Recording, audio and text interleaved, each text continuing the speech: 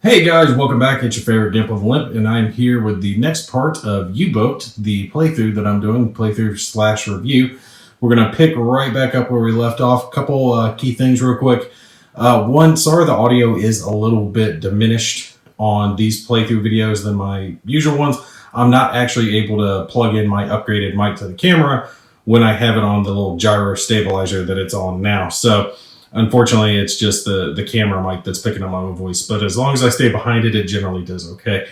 Something else I wanted to show you guys. You see my actual U-boat that I have been working on for a little while. My plastic version of it that I got off of Thingiverse and 3D printed. I've got fairly done.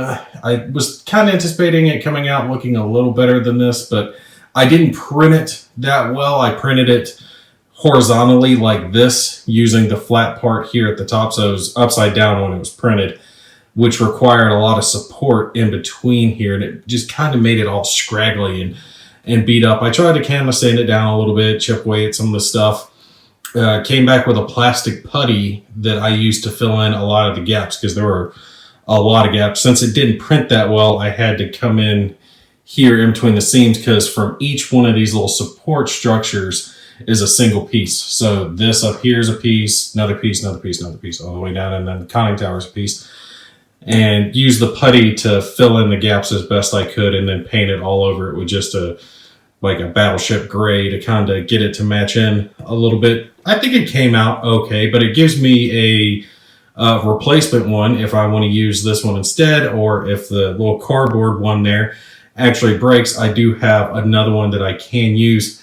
You guys can see, though, it's a little bit rough in places. You can see there's one of the gaps where the two pieces were put together. Not my best work. I might try to reprint it eventually now that I know a little bit better, but it's a lot of material when you're printing up something like this. It's a lot of work that goes into it. One problem, though, with this file versus the actual ship itself is if you count, you're actually one short on the chambers unless you use this one up here at the front, which is just too small to use. The guy recommended printing at 15% scale, but that was, like I said, so huge. 10% you can see is almost exactly as big as the actual ship itself. So at 15%, this thing would be twice the size that it is now. Based on the file, because the file itself was huge. It was just too big, but I think he intended on you placing guys here too, which, I mean, you can. You're not going to have a whole lot of guys there, maybe a couple.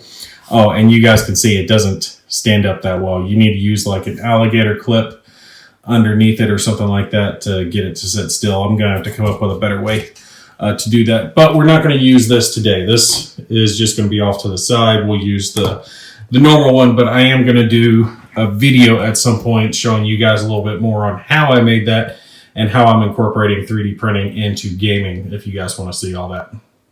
Okay, something else we need to cover real quick before we get started. Someone was nice enough to point this out, and I made an error when we were talking about the maps, and I'm a dummy because I know this.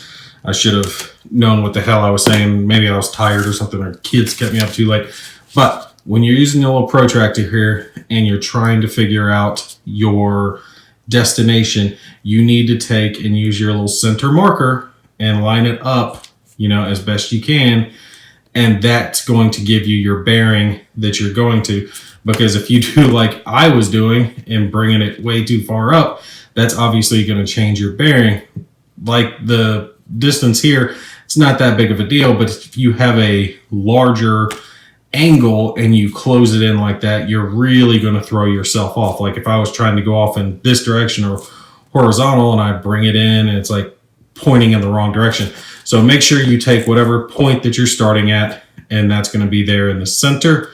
And then you can take and even use the ruler if you want to kind of trace it out, or draw the line out as far as you need to.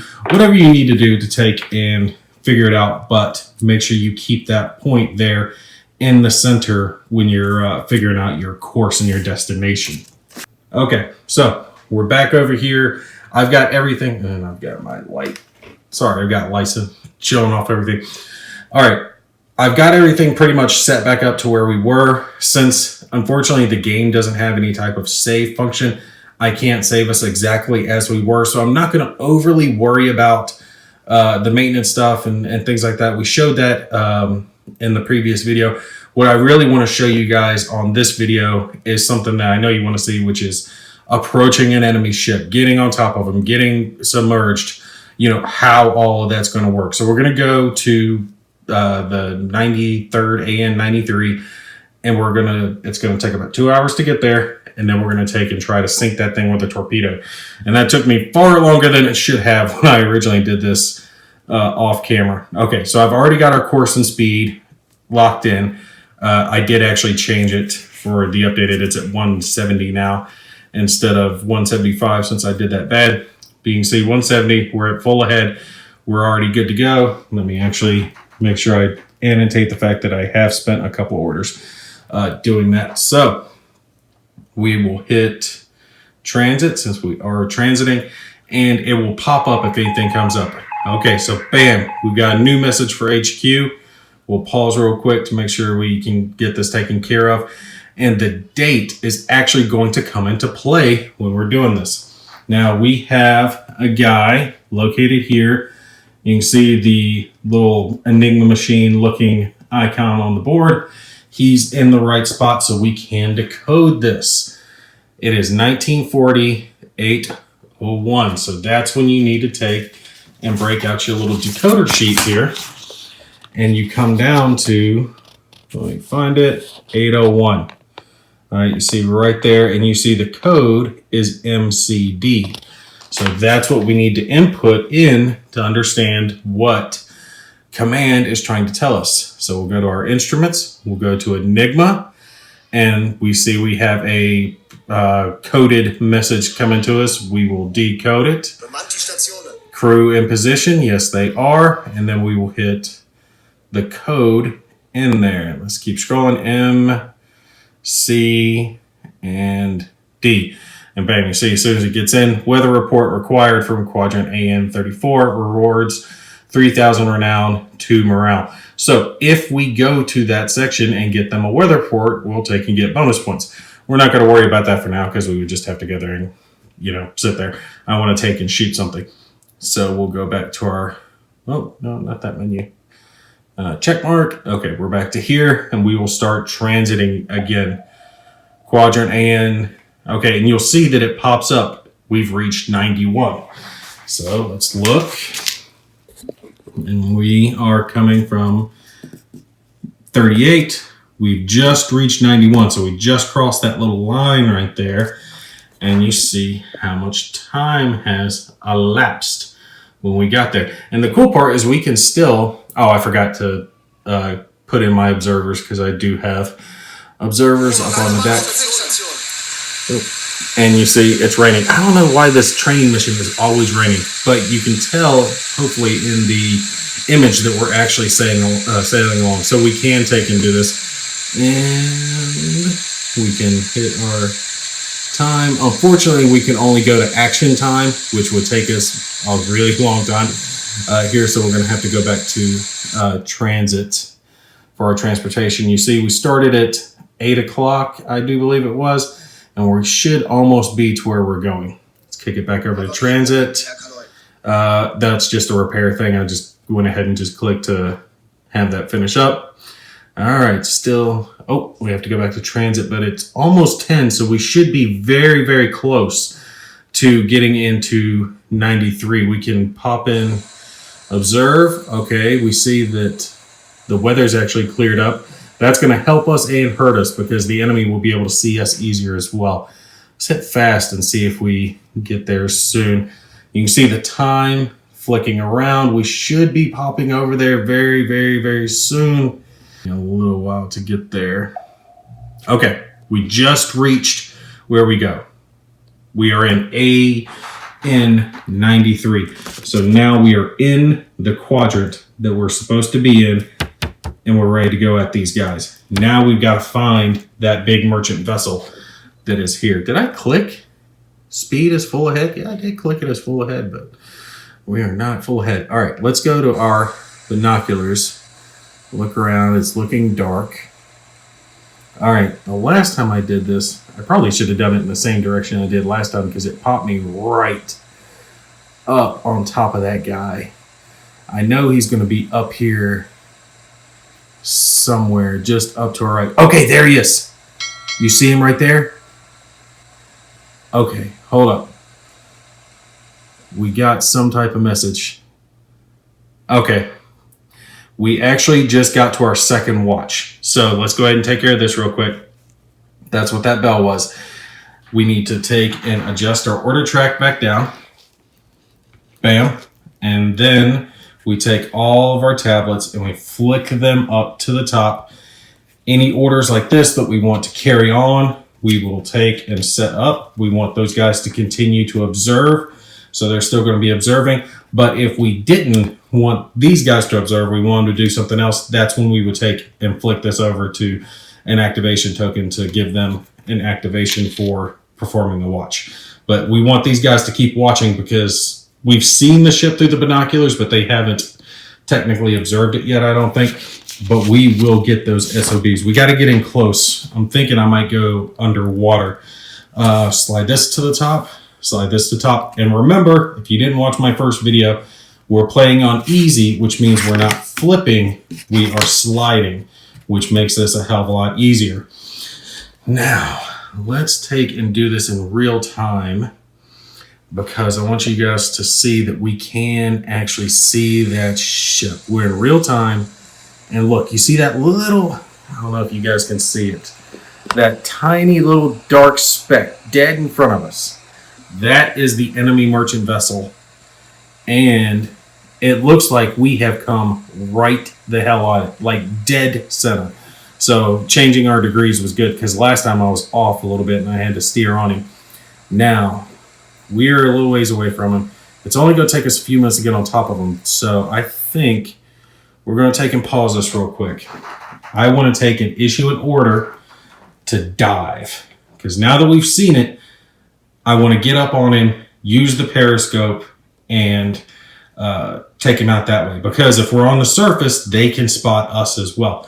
So we're issuing an order to our guys, to our ballast guys that are up in here, that we're going to dive, and we get to pick how far we want to dive. I don't want to dive too far, so I'm barely even going to move that whole thing because I do want to be at periscope depth. So we are going to go to depth. And we are going to go into this blue area, this light depth. Let's see. Yeah, 8, I think, is right in there. And that, you see there's a blue, and then a dark blue, and then green. I think that darker blue is periscope depth. I haven't read anything that tells me that one way or the other, but that's what I think it means. So we're going to periscope depth. We do have ballast guys. We've got our helmsmen, we've got our ballast guys, and we've got our engine guys. So we will take and hit bam. And now we are underwater and we should still be full ahead, but now we can use the periscope. Captain is in periscope place. And remember, playing this on easy means that I do not have to take and spend an activation to activate these guys. But you can see how just taking and diving would burn through so many activations. So I think playing it to where your guys don't get activations unless they're not specialized in whatever they're doing is the way to go with it. So let's zoom in. He's still dead in front of us, and we haven't alerted him because I alerted him last time because I tried to gun him to death. So let's go into our action time. And I think he's sailing off to the right a little bit, or we're getting onto him. And we can launch torpedoes, but we got to get a lot closer. We will get a notification that we have spotted a target. Oh, wait. I forgot to do something. Dummy. I'm such a dummy. Okay. We will pretend that Gimpy remembered to do a mobilize order and move his dumb troops off the deck before he submerged the submarine. Because if you don't, you take and sink your submarine. So we'll put a couple of guys back there, and we'll put one of these guys up here to help out because I'm an idiot. And now that we're underwater, we'll also use that mobilize order to get these guys back here to the electric engines. So we'll actually have these guys go into this area instead. Yeah, Gimpy and I did move that over to account for that order, which means these all get flipped over to activation tokens. Put this in the right spot here, because they have spent their activations. They're no longer observing, so they're going to be that now. Gimpy's a dummy and forgot to do that before he submerged the ships, which means I effectively killed off 3/4 of the navigator's crew. Contacts lost. We didn't lose the contacts. Yeah, he's right there. When did I have contacts? Merchant detected. Lost. I must have lost it when I periscoped. Now let's try this hydrophone thing. Hydrophone, first officer. Alright, we can... Oh, we spin this around. Oh, and yeah, here's where it gives us our contacts. Okay, contact 1. Let's see. Pause it so I'm not wasting time. You guys can see... Let me cover up my lights. Contact 1, it shows us merchant vessel. Now, depending on if you're playing on easy, medium, hard, whatever you're playing on, you might get less information here. If you're playing on normal or hard, it's probably not going to tell you what the contact is. You're going to have to use the periscope and the extra sheets that come with the game to take and determine, hey, is this a merchant, escort, whatever it is. But this, it's telling us, plus we know because it's the tutorial mission. Gives us the bearing is 1 degree. It's 3.5 nautical miles, course, and speed. We're going to go after this thing. Now, we can use this to actually plot it in on our navigator stuff. And this is where that attack wheel comes into. So let's remember this. Bearing 1 degree, so it's pretty much dead ahead of us. Distance 3.5, and its course is 343. Okay. So we can actually program all this in on this little thing, and we have to take and adjust for ourselves. Okay, so we're back. Now you can see how I've taken and input this into the attack disk to take and kind of help me plot with where the enemy is. So my course, I've got laid in right here. This is what this yellow arrow is pointing towards. I'm going at 170 degrees. And this black one here on top, this little black arrow, is pointing to the bearing. Its bearing is 1 degree, so that's kind of hard to represent on this thing. Basically, it's dead friggin' ahead of me. Let me get that over just a bit. Right there, off to my right, just a touch. So I'm going this way. It is in that direction as well, straight ahead, and it's going in 343 degrees. So it's actually coming towards me. I am at a bad angle to come at it because you want to come at these guys broadside on so you have a better chance of getting them with a torpedo. But I'm very bad about navigating this. And it tells you that they're going 7 kilometers, or 7 knots rather, and they're going at 3.5 nautical miles. So we can plot that on our board, and this is what your navigator would do. So they're coming at us like this, and we're coming at them like that. And remember, each one of these is a nautical mile. So let's put ourselves, I have no idea whether I should do the corners or whether I should do the center of these squares, but we're going to say our little periscope right there is the center. Go 1, 2, 3.5. So he's going like that, and he's turned just a little bit. So he is about like so. That is roughly our situation. He's about there, we're about here, and I could steer around and try to go onto him. I'm not very good at that, so I don't know what I'm going to do. I think I'm just going to fire a torpedo when I get closer, but we got to get closer to get him. So let's take and speed up time a little bit and watch him on the thing. And you can see from our hydrophone, we can take and peg him off. That just tells us all this information. Let's click out of here, go back to our periscope, and zoom back in. Okay, yeah, you can see he's just off our front. Turn the other way. And heading and like this type direction. And speed it up a little bit. And we can hit this button to fire our torpedoes. We're going to keep getting on him until we get closer. You gotta remember, I'm zoomed in at 7x right now. Actually, I might even be able to slow up. Can I take and fire? Okay, wait. I gotta do. Yeah. Okay. We gotta do our torpedo guy. Is our TDC, torpedo data computer guy, in position? Yes, he is in position. Bam. They've got it highlighted. And up here is the information as well. We're at a distance of 1.4 nautical miles now. He's at the same bearing speed. He hasn't spotted us. So, well, his bearing changed, his same course, rather. That's one of the things that they've talked about in this game is there's a difference between bearing and course. Bearing is his relation to us from our bow. His course is just the flat-out direction that he's going. So that's a big thing to remember. Now, remember that you have to flood your torpedo tubes. So we're going to flood it. Is crew in position? Yes, they are. We're taking flood all of these things. These are all our front four. They're steam and electric torpedoes. Steam are easier to see during the daytime, but they take and work better, less likely to have a dud. Electric are harder to detect, but they're more likely to have a dud. Now, this is the part where I got confused when I first started playing this thing. And actually, let me pause this while I'm talking about it. I got confused about it because I was trying to fire a torpedo and I couldn't get it to work, so I didn't know where to press. And this is one of the big things I wanted to show you guys, is what you push to take and do that. Now, I will account for these orders that I've issued here in just a sec. It's hard because you got so much other stuff going on. Flooding the torpedoes is an order, and the TDC guy is an order. So let's pop over a couple of orders real quick. And now we are going to give the order to fire because we got this guy locked in. TDC, contact 1, red button lights up. I didn't know to push there for the longest time. There's nothing in the app that says push where it says TDC to fire. So we're going to hope for the best and fire 1.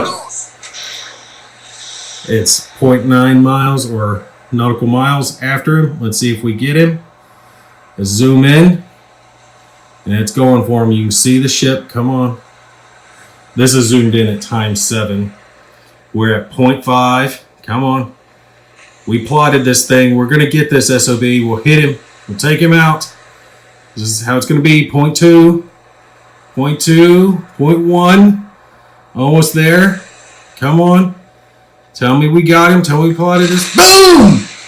Boom, baby! We sunk that merchant. And it is just that easy. That's all you got to do. And we sunk him at a distance of, and our morale increases by 3, a distance of 1.5 nautical miles. So we took out our first mission to take out that guy. Just make sure you keep that in mind when you are firing your torpedoes. You have to flood them by pushing on the torpedo itself. Hit the button, it'll ask you if crew's in the right position. When it fills with the blue, that means that it's flooded, and that's when you hit TDC. And TDC is basically your radar. It's locked on to them, and it sets the course for the torpedo. You have to have a guy there in position. It's not that hard once you understand what you're doing, but the first time I was trying to sink one of these damn merchants, I was pushing everything. I was like, this looks like a button. What do I do? Fire the damn torpedo. And by that point, the merchant had detected me. He was trying to sail away. We were facing each other because he couldn't get away, but I couldn't shoot him. I'm not even sure that you have to be facing at the guy to get him at that point. Let's show one other thing. Our instruments. You can see under our battery that we have been sailing underwater. That reduces our power because you're running off of your electric engines, not your diesels, when you're underwater. And it only lasts so long, which I think it's about 20 hours before you have to surface. They will automatically recharge when you're on the surface. It's going to take longer, obviously, the longer that you've ran underwater and the lower that your batteries are. So that is how you handle firing your torpedoes. And honestly, that's some of the most that I've learned at this point. I've tried the deck gun, and I am shit with it. I haven't been able to hit crap with the deck gun. I mean, I fired. It looked like it was aiming at stuff, but it was missing left and right. And then the ship started to run, fire torpedoes, and it worked better. We will take and play probably another match or another aspect of the game, so I can show you guys some more. I'm going to cut it here because we're about 30 minutes again. But that's cool. You guys can see how it all works as far as the torpedoes are concerned. And bear with me because I know I've been forgetting little things here or there. My main goal here is to show you the aspects of the game and how everything works, preferably without drowning your navigation crew by forgetting to pull them in before you submerge the submarine. Please forgive me for that. It's hard to play this 4 different sections by yourself, solitaire, while also holding a camera and narrating in one hand. It will distract you just a bit. I gotta say though, I'm gonna do another video where I give you guys some more final thoughts on the game. But this is just a awesome friggin' game. If you get the chance to get this, if you haven't already, I mean, don't pay an exorbitant price. Don't pay eBay prices for it. But if you can get it for a good retail cost, I highly recommend. Components are good. The game's awesome. The only downside is, yes, it requires an app. But that's also the upside, that it has an app. And you get to do cool stuff like that. And I'm sure this will play awesome with 4 people. I just don't have 4 people interested in playing Uboot with me. But it plays well, solitaire. Like I've been saying, if you take it slow, don't record yourself while doing it so you can make a lot of mistakes. But just take it slow, pause the game as you need to, plot your stuff out. It's not hard, and it is the closest actual sub-simulation board game that I've ever played. I mean, they knocked it out of the park as far as that's concerned. The only thing is you do have to play it on easy because there's just no way to accomplish the missions and what you need to do with the set amount of orders and activations you have for your troops. You flat out just run out in a heartbeat. I know they're doing more errata on that, trying to find a sweet spot, but I find playing on easy works for me at this point. All right, we're going to call it here. I will pick up and do probably one more video on this, just showing off some more aspects of the app that you guys haven't seen yet. All right, that's going to be it for me. You guys take care. I'll catch you in the next one.